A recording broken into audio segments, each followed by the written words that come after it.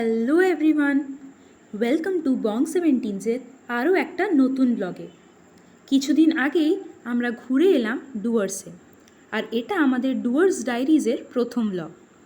তো তোমরা দেখতেই পাচ্ছ আমরা চলে এসেছি আসানসোল স্টেশনে। এখান থেকে আমরা যাব ব্ল্যাক ডায়মন্ড ট্রেনে বর্ধমান। ট্রেনে আমরা উঠে গেছি, আর সিনারি দেখতে দেখতে শুরু হলো বর্ধমানের দিকে যাত্রা। এই 3 ঘন্টার জার্নিটা যে কখন কেটে গেল বুঝতেই পারিনি গল্প করতে করতে। এই দেখো, গল্পে আসর জমে উঠেছে। তো বন্ধুরা, তোমরা দেখতেই পাচ্ছ যে আমরা পৌঁছে গেছি বর্ধমান রেলওয়ে স্টেশনে। এখান থেকেই আমরা যাত্রা করব ডুয়ার্সের দিকে। রাতের ডিনারটা কিন্তু আমরা এখানেই সেরেছিলাম। ডিনারের পর মনটা একটু আইসক্রিম করছিল, তাই আর দেরি না করেই আমরা কিনে ফেললাম ঠান্ডা ঠান্ডা আইসক্রিম।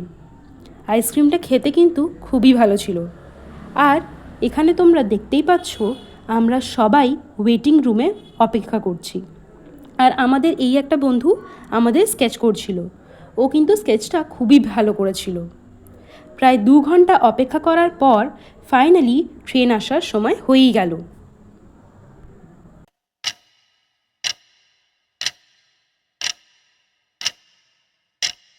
আমাদের ট্রেনের নাম ছিল কাঞ্চনকন্যা।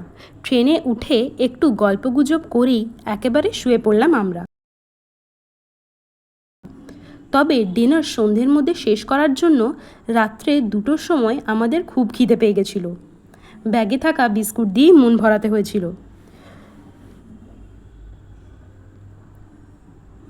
সকাল হতেই চোখে পড়ল বাইরের সুন্দর দৃশ্য।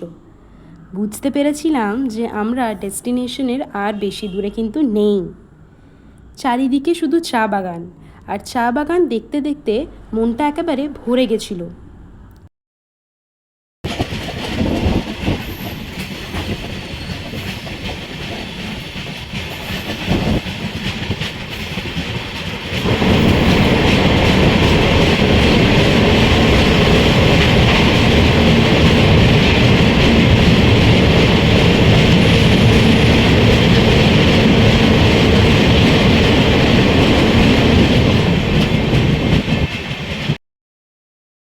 আর এই চলে এসেছে আমাদের ব্রেকফাস্ট।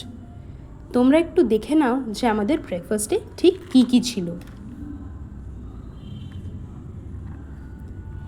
আমাদের ব্রেকফাস্টে ছিল 4টে লুচি, আলুর দম, পান্তুয়া আর একটা কলা।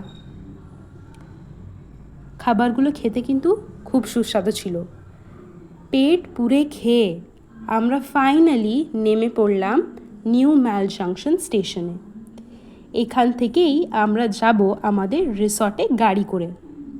তো এই ব্লগের জন্য এতটাই থাক।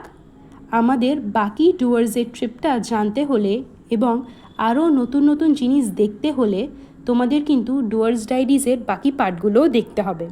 তাহলে আজকের জন্য টাটা, এখানেই শেষ করলাম।